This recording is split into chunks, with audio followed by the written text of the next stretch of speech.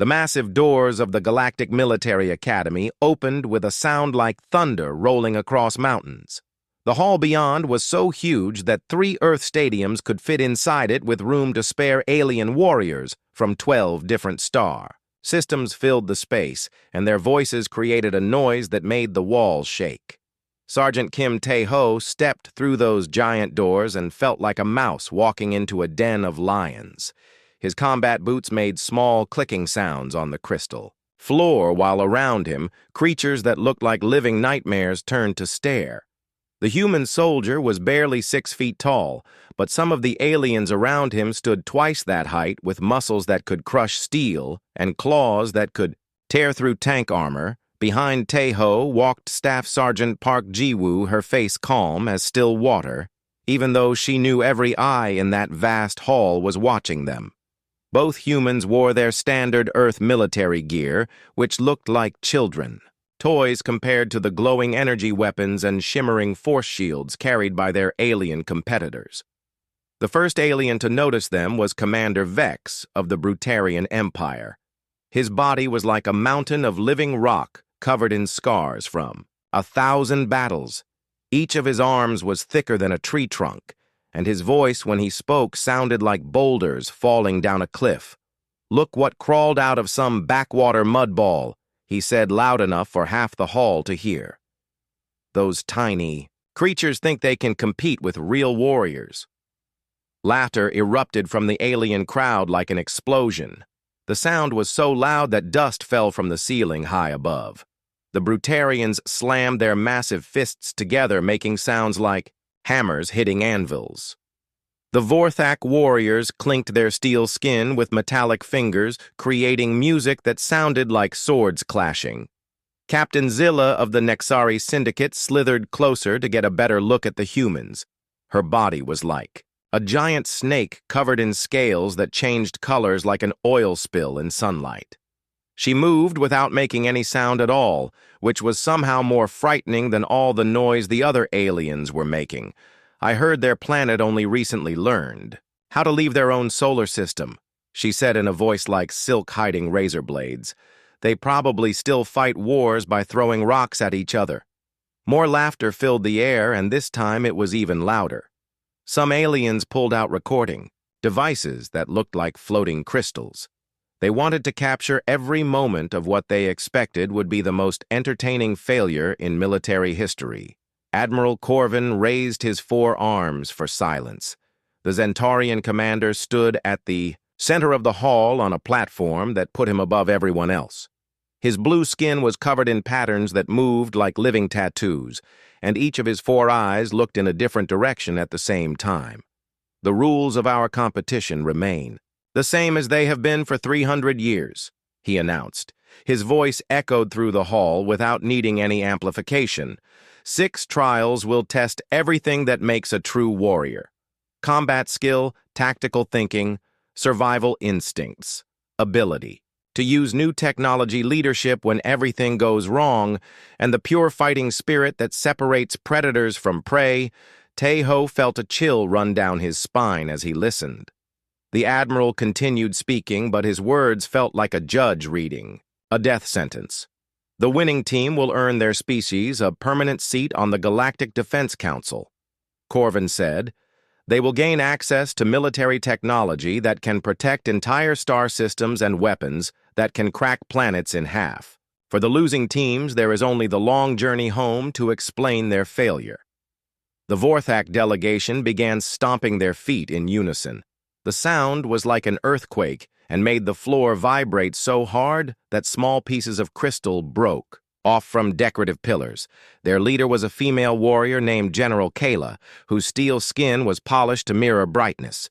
"We have conquered 47 worlds," she declared, in a voice like grinding metal. "Our fleets have burned the skies of 100 planets. What has Earth accomplished beyond poisoning their own air and fighting wars over drops of oil?" The insults kept coming like arrows shot from every direction. The Nexari talked about how human reflexes were too slow to dodge their strikes. The Zentarians explained that human brains were too simple to understand real tactical thinking. The crystalline hegemony representatives said that humans were too soft to survive in space without artificial protection. But the worst. Comments came from species that looked almost human. The Altarians appeared nearly identical to Earth people, except for their silver eyes and the fact that they could move objects with their minds. Their representative was a woman named Sarah who smiled like a shark while she spoke. "Look at these primitive cousins of ours," she said sweetly. "We evolved beyond their limitations. Millions of years ago, while they still crawl around on one backward planet, they are what we used to be before we became something greater." Tejo had heard enough insults to last 3 lifetimes, but he kept his face blank and his mouth shut. His grandfather had been a soldier in the old wars on Earth and had taught him that angry warriors make mistakes that get them killed. The young Marine thought about those lessons now, while alien creatures 10 times his size laughed at his expense. Jiwoo was handling the situation differently. She watched every alien in the hall with the careful attention of a scientist, studying dangerous animals. Her military intelligence training had taught her to gather information first and make judgments later. While the aliens were busy showing off and making jokes, she was learning about their strengths and weaknesses. The Vorthak were incredibly strong, but they moved like their joints were made of rusty metal. The Nexari were fast as lightning, but their cold blood meant they needed heat sources to maintain peak performance. The Brutarians had skin like natural armor, but their massive size made them easy targets. The Zentorians could think in 4 dimensions, but seemed to have trouble making quick decisions when situations changed rapidly. Most importantly, she noticed that every single alien species was completely confident they would win easily. None of them were studying their competition or preparing for unexpected challenges. They had grown so used to being the strongest and smartest beings in their part of space that they had forgotten how to worry. About losing, Admiral Corvin gestured toward a massive display screen that descended from the ceiling like a falling star. The screen showed images of previous competitions, with alien warriors demonstrating incredible feats of strength, speed, and skill. The footage was designed to intimidate new competitors by showing them exactly how outclassed they were. Tomorrow at dawn, the trials begin. He announced, "Each test has been designed to push you beyond the limits of what you think possible." Many competitors have died in previous years. Some have been broken in ways that cannot be healed. Others have simply run away when they realized they were not strong enough to continue. The screen showed images of failed competitors from past years. Alien warriors who had been considered the finest their species could produce, lying unconscious in medical facilities or being carried away on stretchers. Some of the footage was too disturbing to watch, but the message was clear. This competition was not a game, only the strongest species will claim victory. Corvin continued, "May your ancestors guide your weapons, and may the weak find the wisdom to surrender before they are destroyed." As the crowd began to move toward the exits, the insults and jokes continued flowing like water from a broken dam. The aliens were already planning their victory celebrations, treating Earth participation as nothing more than an amusing sideshow before the real competition began between serious warriors. Commander Vex stopped directly in front of the 2 humans, his massive shadow blocking out the light from above. He looked down at them like a giant, studying insects. "I almost feel sorry for you," he rumbled in his bolder voice. "You seem like decent creatures. For primitives, it is unfortunate that you will be humiliated in front of the entire galaxy. Perhaps your deaths will at least be quick." He walked away, chuckling to himself, while other aliens nodded in agreement. The general consensus was clear. These humans had no business being here, and everyone would soon witness proof of that fact. But as Tejo and Jiwoo stood alone in the emptying hall, they were not thinking about defeat or death or the impossibility of their situation. Instead, they were thinking about something their alien competitors had forgotten in their millennia of dominance. They were thinking about what it meant to fight when you had nothing left to lose. The second trial took place inside a simulation chamber so advanced that reality and illusion became impossible to tell apart. Holographic projectors created an entire city, complete with buildings that felt solid under human hands, and civilians, who seemed as real as living people. The test required military units to complete objectives while protecting innocent lives in urban warfare conditions. General Kala approached the simulation with typical Vorthak directness. Her strategy involved overwhelming firepower applied with surgical precision.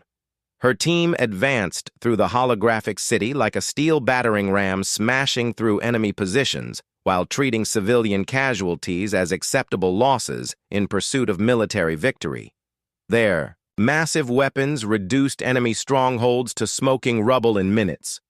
The simulation registered their tactical success, but also counted thousands of civilian deaths as their aggressive tactics demolished entire city blocks to eliminate relatively small numbers of enemy fighters, efficient destruction of hostile forces. Admiral Corvin observed while reviewing their performance statistics. However, civilian preservation protocols were significantly violated.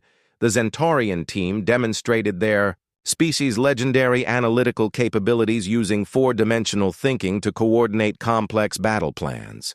Their multiple arms worked independently, while their advanced sensors tracked enemy movements through walls and underground tunnels. They achieved victory through superior information processing and tactical coordination that lesser species could never match. Their civilian casualty rates were much lower than the Vorthak, but their cold efficiency treated innocent lives as statistics, rather than people who mattered. When Earth Turn arrived, the familiar pattern of alien mockery had become more subdued. The previous trials had established that humans possessed unexpected capabilities, but urban warfare was supposed to favor species. With advanced technology and superior coordination abilities, the simulation activated around Taeho and Jiwoo, dropping them into a war-torn cityscape where enemy forces had taken positions in schools, hospitals, and residential buildings. Alien. Insurgents used civilian areas as shields while launching attacks that could devastate entire neighborhoods if countered with conventional military force.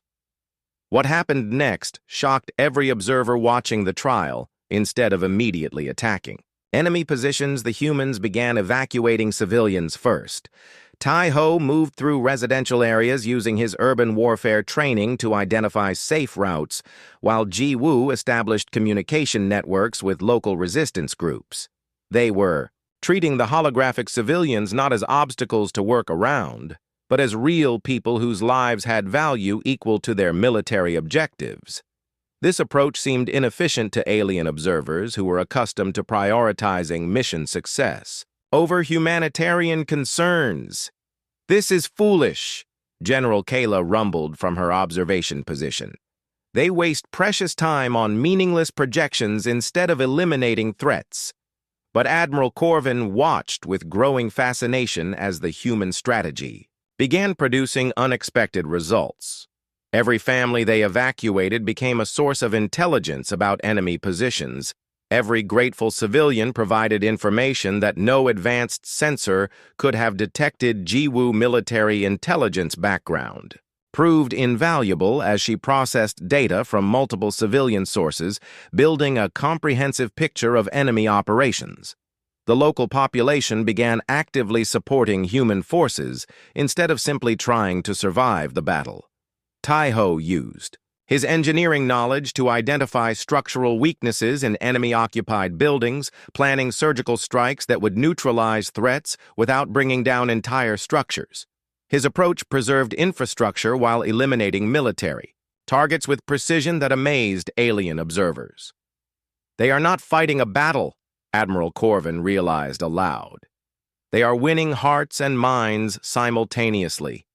The human method took longer than previous teams, but its effectiveness became undeniable. As the simulation progressed, enemy forces found themselves isolated as their civilian shields disappeared, leaving them exposed to precise attacks that eliminated threats without destroying neighborhoods. More importantly, when enemy reinforcements arrived expecting to find a devastated population cowering in fear, they instead encountered organized civilian resistance working alongside human forces to defend their homes. The insurgency collapsed not through overwhelming firepower, but through loss of popular support.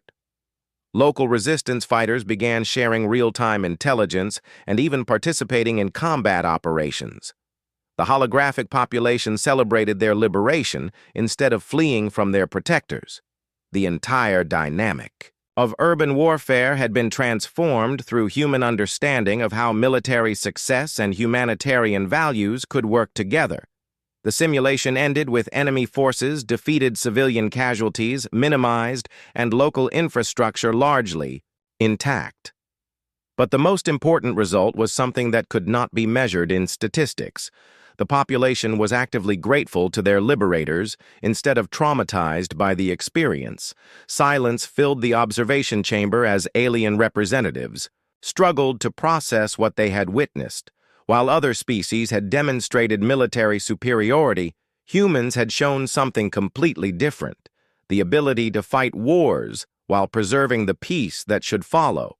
Remarkable, Admiral Corvin admitted, while making extensive notes on his evaluation tablets, the humans have proven that military effectiveness and humanitarian concerns need not conflict with each other. Captain, Zila coiled uncomfortably, her rainbow scales dim with uncertainty. How can primitive creatures understand warfare better than species who have conquered star systems? The answer was becoming clear to those willing to see it. Human military doctrine had evolved on a world where victory meant more than destroying enemies. It meant building societies worth defending and earning the loyalty of populations worth protecting. Commander Vex shifted his massive bulk, betraying doubt for the first time since the competition began. These primitives were demonstrating capabilities that advanced civilizations had somehow lost or forgotten in their rise to galactic dominance. The laughter had stopped completely. The aliens were beginning to realize that they might be witnessing something that would change their understanding of what military excellence actually meant. The third trial transported all competitors to a planet that seemed designed by nature to kill anything foolish enough to land on its surface. Testing Ground Omega featured radiation storms that could fry electronic equipment in seconds, acid rain that dissolved most known materials, and predatory creatures that had evolved to hunt intelligent prey with terrifying efficiency. Each team was dropped in different locations with minimal survival equipment and given 72 hours to reach a central extraction point. The challenge tested more than physical endurance.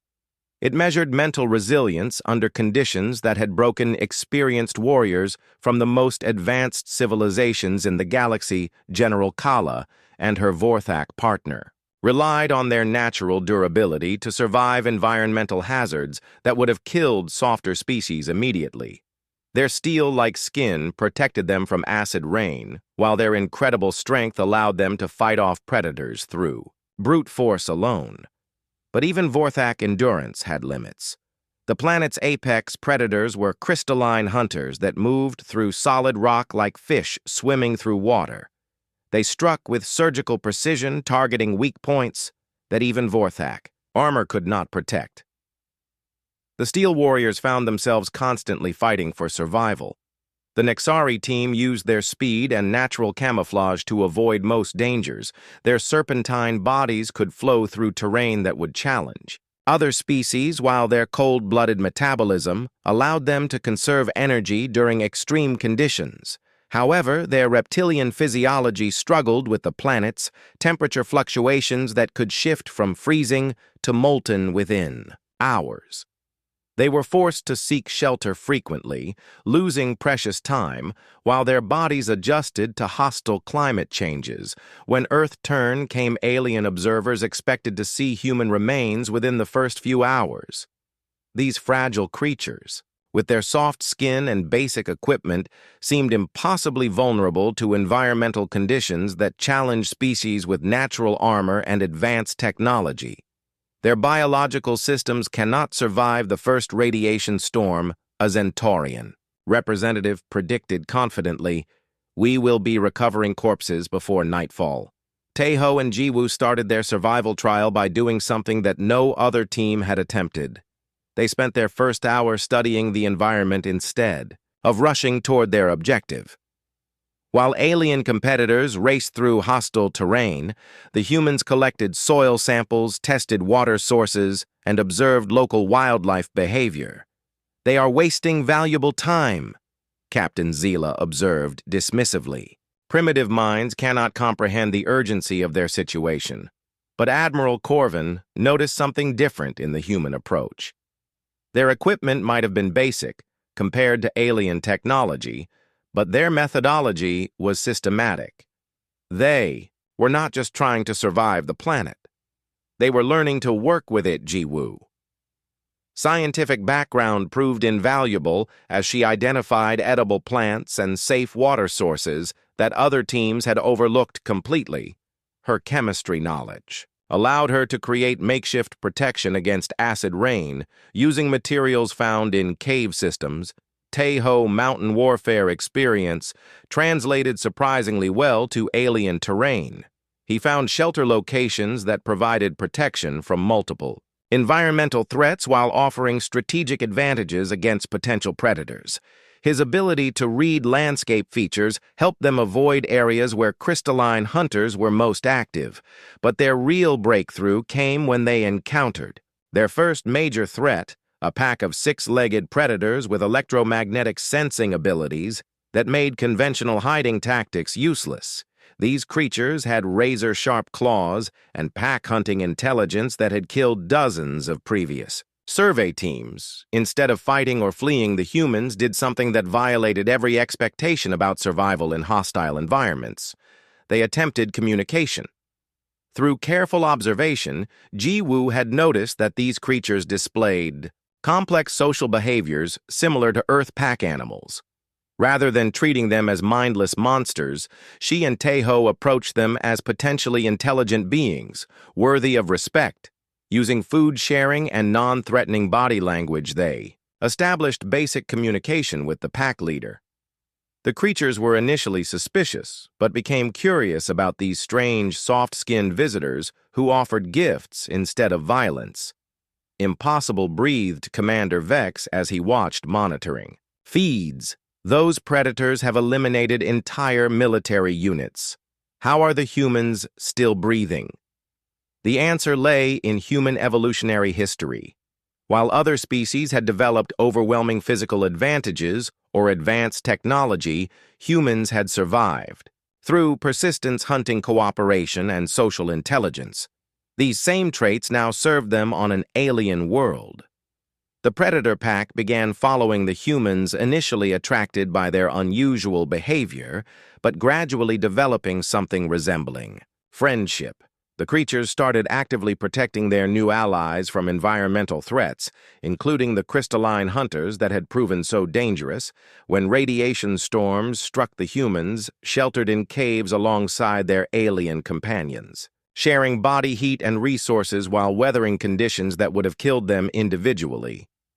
When acid rain threatened equipment, the predators led them to naturally protected areas that no mapping system could have identified. The partnership reached its ultimate test when they encountered territorial disputes between different apex predator species near the extraction point. Instead of fighting their way through or finding dangerous alternative routes, Taeho and Jiwoo used their pack allies as intermediaries. Through careful diplomacy, they helped negotiate a temporary truce between hostile species, allowing safe passage for all parties. The predators had never experienced beings who sought cooperation instead of domination, and responded with something resembling gratitude. The humans reached the extraction point 12 hours ahead of schedule, accompanied by their alien pack, well-fed, well-rested, and having suffered no significant injuries. Their equipment was intact, and they had established permanent alliances that would benefit future operations.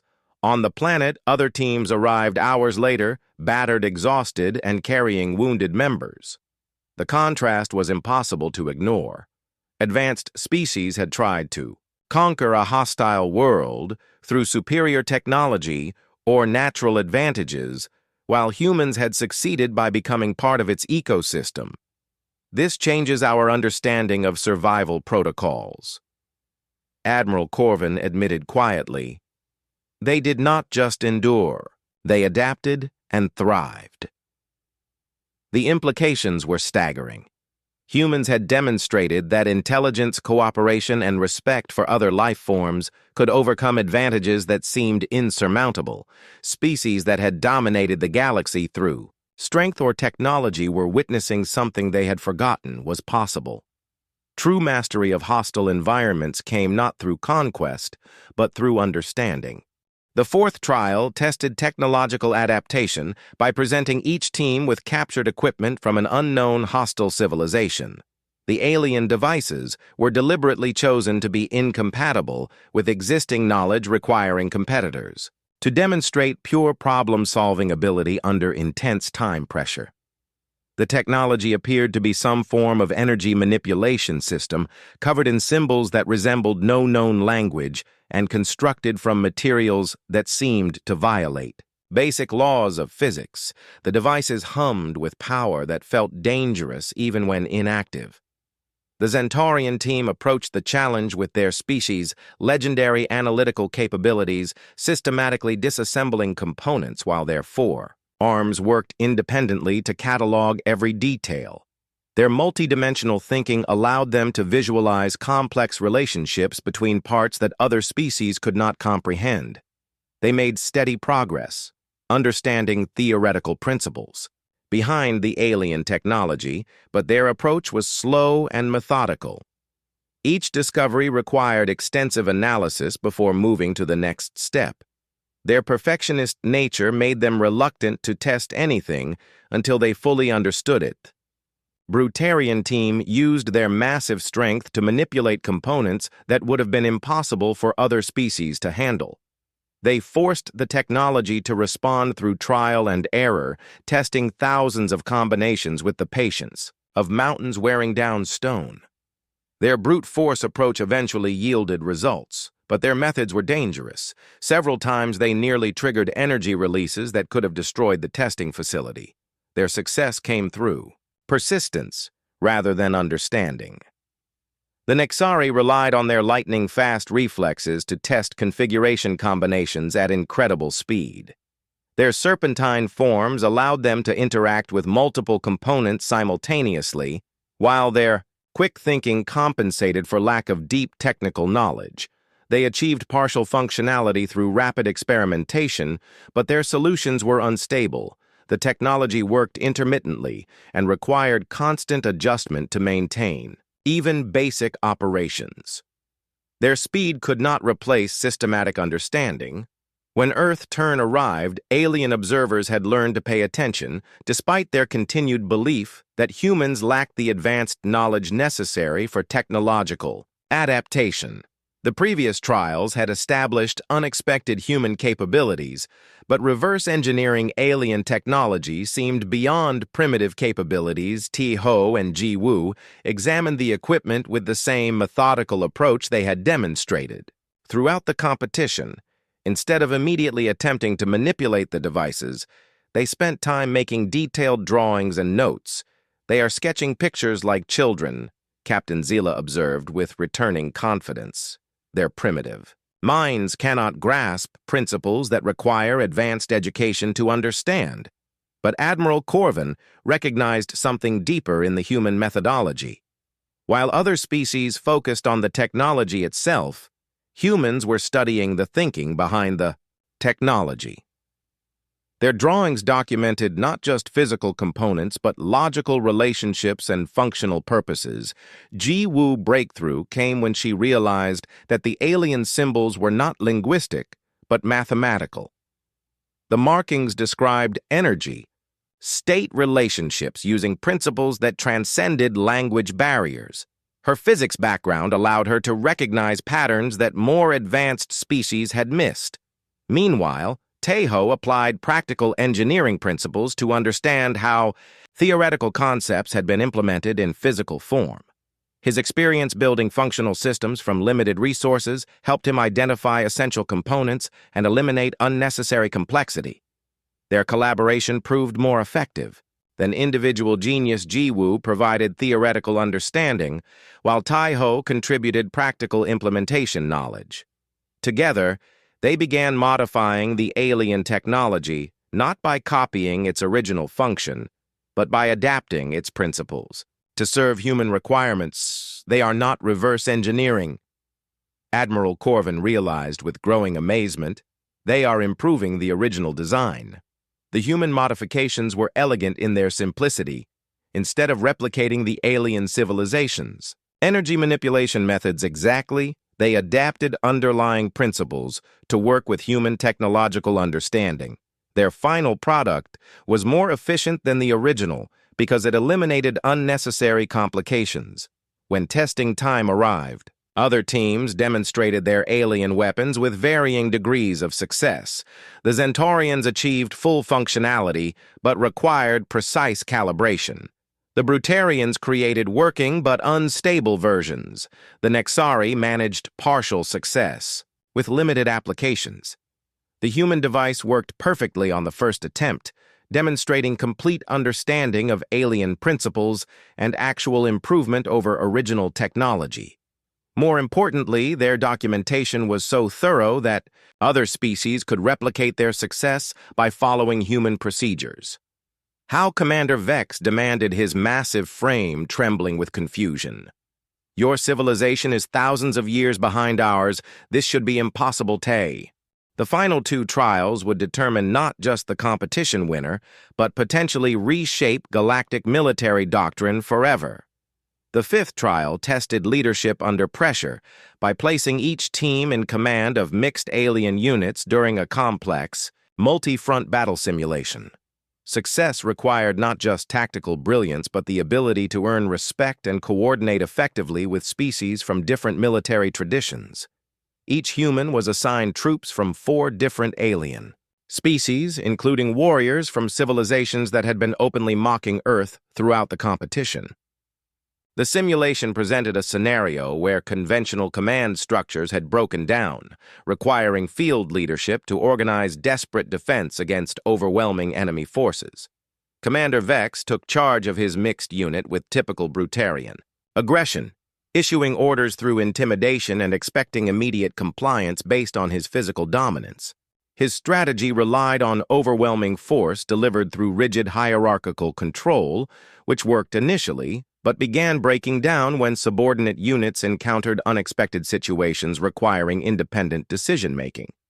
Captain Zila attempted to lead through superior speed and reflexes, darting between unit positions to deliver orders directly while using her natural agility to scout enemy positions personally. Her approach achieved tactical flexibility, but created communication bottlenecks when multiple units needed coordination simultaneously. When Tai-Ho took command of his diverse unit, he faced immediate skepticism from alien soldiers who had been trained to view humans as inferior creatures. A Vorthak sergeant openly questioned why he should follow orders from someone whose species had only recently discovered space travel. Instead of asserting authority through rank or attempting to prove his superiority, Tai-Ho did something unexpected. He asked for advice. He acknowledged that his troops had experience and capabilities he lacked, then requested their input on how to best utilize their unique abilities for the mission's success. "Weakness," growled the Vorthak sergeant. "A true commander knows what must be done." "A wise commander knows what he doesn't know," Tai-Ho replied calmly. "I understand human tactics. Help me understand yours. And together we'll be stronger than either of us alone." The alien soldiers were initially confused by this approach. Their military traditions emphasized dominance hierarchies, where superior officers commanded through, demonstrated superiority. The concept of collaborative leadership was foreign to their experience. But as the simulation progressed, the effectiveness of Tai-Ho's method became undeniable. By treating his troops as experts in their own capabilities rather than subordinates to be controlled, he unlocked tactical possibilities that rigid command structures couldn't achieve. Vorthak's strength combined with Nexari's speed under human. Coordination created devastating combined arms effects. More importantly, when unexpected situations arose requiring initiative from individual units, Taeho's soldiers were prepared to act independently because they understood not just their orders but the reasoning behind them. They had been included in planning processes rather than simply told what to do. Jiwoo's command style proved equally effective but through different methods. Her scientific background helped her identify optimal deployment patterns for mixed species units, while her analytical mind allowed her to predict enemy responses and prepare countermeasures in advance. She treated her troops like research colleagues working on a complex problem rather than tools to be deployed in predetermined patterns. This approach fostered innovation at the unit level, with alien soldiers contributing tactical suggestions that improved overall operational effectiveness. The humans are teaching alien species how to fight better, Admiral Corvin observed with amazement. Their troops are performing beyond documented capabilities for their individual species. The simulation climax arrived when both human commanders faced the ultimate leadership test. Their forces were cut off from friendly support and facing annihilation unless they could coordinate a desperate breakout operation. Success required perfect timing between multiple species with vastly different capabilities and communication methods. Traditional military doctrine suggested this scenario was impossible to win. The enemy had superior numbers, better positioning, and advanced technology that should have guaranteed victory. Most previous teams had accepted heavy casualties as inevitable while attempting to minimize losses through defensive tactics. Taeho and Jiwoo instead did something that violated every established principle of galactic military thinking. They explained the full tactical situation to every soldier under their command, regardless of rank or species, and asked for volunteers for what everyone knew was essentially a suicide mission. The response shocked everyone watching. Every single alien soldier volunteered immediately, many of them species representatives who had been mocking humanity just days earlier. They weren't following orders from superior officers. They were choosing to follow leaders they had learned to trust and respect. The breakout operation succeeded brilliantly, not through superior firepower or advanced tactics, but through unprecedented coordination between species that had never successfully worked together before. Alien soldiers sacrificed themselves to protect human commanders, while humans threw themselves into impossible situations to save alien troops. When the simulation ended with complete mission success and minimal casualties, the observation chamber fell silent. The implications were staggering. Humans hadn't just demonstrated military competence. They had revealed leadership capabilities that advanced species had forgotten existed. The final trial was almost anticlimactic. It tested pure warrior spirit through individual combat against an adaptive AI opponent that adjusted its capabilities to match each fighter's strengths while exploiting their weaknesses. Other species had approached this challenge through their natural advantages: Vorthak, strength, Nexari speed, Zentorian coordination, or Brutarian endurance. Taeho entered the combat arena without any obvious physical advantages. He was smaller, slower, and weaker than his alien counterparts. But he possessed something that the AI couldn't quantify or counter: the accumulated experience of a species that had fought for survival on a hostile world for millions of years without any natural advantages except the refusal to give up. The AI adapted to his tactics, matched his techniques, and countered his strategies. But it couldn't adapt to his spirit. Every time the artificial opponent gained an advantage, Taeho found new reserves of determination. Every tactical failure became a learning opportunity. Every setback strengthened his resolve. He won not through superior skill, but through superior heart, demonstrating the warrior spirit that had carried humanity from primitive caves to the stars despite every disadvantage they faced. When Admiral Corvin announced Earth as the competition winner, the reaction wasn't surprise but recognition. The alien observers had witnessed something that forced them to reconsider fundamental assumptions about strength, intelligence, and leadership. Commander Vex approached Tae-ho after the ceremony, his massive frame no longer seeming intimidating but somehow diminished. "I understand now," he rumbled quietly. "We became so strong that we forgot why strength matters. You remember?" Captain Zila coiled nearby, her rainbow scales dim with something that might have been shame. "We laughed at your primitive weapons and simple tactics, but you were fighting battles we had forgotten how to win." As Earth's delegation prepared to leave with their hard-earned seat on the Galactic Defense Council, Admiral Corvin made a final observation that would reshape interstellar military doctrine. Advanced species have sophisticated tools and superior capabilities, but humans have something more important. They remember that technology serves wisdom, not the other way around. The competition had ended, but its real impact was just beginning. Throughout the galaxy, military academies would soon be studying human tactics, leadership methods, and warrior philosophy. The species that had once been mocked as primitive had become teachers for civilizations millennia older than Earth.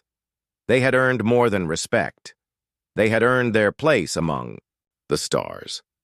Dawn broke over the crystalline training grounds like fire spreading across glass. The first trial was about to begin, and alien spectators filled observation platforms that rose high above the testing area. Their excited chatter created a noise. Like angry bees swarming around a disturbed hive, everyone expected to see the humans destroyed within minutes. The combat effectiveness trial required each team to fight their way through an automated defense course designed to challenge the finest warriors in the galaxy. Robot defenders with energy weapons that could melt steel waited behind barriers that could stop tank shells. Gravity traps could crush bones to powder, while laser grids moved fast enough to slice through Diamond General. Kala and her Vorthak partner entered the course first like walking fortresses of living metal. Their steel skin reflected laser beams while their massive strength smashed through barriers that would have stopped armies. The robot defenders fired. Everything they had but the Vorthak warriors shrugged off attacks that could have leveled buildings. They charged straight through every obstacle using brute force to overcome challenges that were supposed to require tactical thinking. Their energy. Weapons carved burning paths through the air while their armored feet left crater marks in the crystal ground. When they finished in 4 minutes flat, the alien crowd roared approval. Captain Zila and her Nexari partner moved through the course. Like liquid lightning, their snake-like bodies flowed around obstacles while their incredible speed made them impossible targets. The robot defenders could not even track their movements as they struck with poisoned fangs that shut down mechanical systems in seconds. They danced between laser grids that would have cut slower creatures into pieces and used their natural camouflage to become invisible when crossing open ground. 3 minutes and 47 seconds later, they emerged victorious, while their scales shimmered with pride at their perfect performance. When the humans' turn arrived, the laughter started again, immediately. Commander Vex pointed at Tae-ho and Ji-woo with one massive finger that was bigger than a human arm. "Watch these primitives try to waddle through defenses that real warriors face," he said loud enough for everyone to hear. "They will probably hide behind rocks and cry for their mothers when the shooting starts." The alien crowd pressed forward, eagerly recording, devices floating in the air like metal butterflies. Everyone wanted to capture the moment when Earth-embarrassing failure would provide entertainment for years to come. Some aliens were already making bets on how quickly the humans would be eliminated. Tae-ho and Ji-woo approached the starting line without any of the dramatic posturing their competitors had displayed. They carried simple projectile weapons that looked ancient compared to alien energy guns. Their body armor was basic steel and ceramic, instead of force fields or energy shields, but they had spent the entire night studying recordings of previous trials while other teams celebrated or rested. Ji-woo analyzed the patterns in robot movements and identified weaknesses in automated. Systems Tae-ho studied the terrain and found covered routes that other competitors had ignored. When the course activated with sirens and flashing lights, the humans immediately moved in a way that surprised everyone watching instead of charging forward or trying to outrun the defenses. They worked together like parts of the same machine. Tae-ho moved low using rocks and debris for cover, while Ji-woo took an elevated position that gave her clear sight lines across the battlefield. There, radio communications were so quiet that monitoring equipment could barely detect them, but every word counted as they coordinated their advance. The first robot defender emerged from its hiding spot with energy cannons already firing. The plasma. Bolts it shot could have melted through tank armor, but Ji-woo had studied its targeting system during the night. She knew exactly where it would aim and had positioned herself in its blind spot. Her rifle cracked once and the robot defender sparked and fell. The projectile weapon had found a gap in its armor that energy weapons could not exploit because the hole was too small for focused beams, but perfect for solid bullets. "This is impossible," Captain Zila hissed in confusion. "Energy weapons should be superior to primitive projectiles. How did they destroy our technology with metal pellets?" Admiral Corvin leaned forward on his observation platform, all four eyes focused on the human performance. Something was different about their approach. They were not trying to overpower the defenses or avoid them completely. Instead, they seemed to understand how the systems worked better than the beings who built them. The humans continued advancing through challenges that had seemed impossible moments before. When massive turrets rose from the ground, spitting death in all directions, Tae-ho used mirrors and reflective surfaces to confuse their targeting computers, while Ji-woo flanked from directions the machines were not programmed to. Expect their teamwork was perfect in ways that individual strength or speed could never match. Every movement served multiple purposes. Every shot hit exactly where it needed to, and every decision was made with complete trust in their partner. When gravity traps tried to crush them, the humans used the altered gravity to change direction in mid-air landing in positions that gave them tactical advantages. When energy barriers blocked their path, they found gaps that required precise timing and coordination that no single warrior could manage alone. The alien crowd grew quieter as Earth soldiers continued succeeding where advanced species had used brute force or superior technology. The humans were accomplishing the same objectives, but through methods that seemed completely different from anything seen before. 4 minutes and 12 seconds after starting, Tae-ho and Ji-woo emerged from the course battered but victorious. They had not set any speed records, but they had survived. Everything the galaxy could throw at them using nothing except human cleverness and refusal to give up. The silence that followed was louder than any cheering. The implications were sinking in slowly, like cold water seeping through thick cloth. These were not primitive creatures stumbling through advanced challenges. These were warriors who understood that winning required more than natural advantages. Admiral Corvin checked his instruments twice before announcing the results. His voice carried a note of surprise that he could not quite hide. "It appears that Earth has qualified for the second trial." He said, each word fell like a stone into still water. Commander Vek's massive frame was trembling with something that might have been confusion or anger. How he demanded in a voice like grinding boulders, "Their weapons are thousands of years behind ours. Their armor would not stop a child play toy.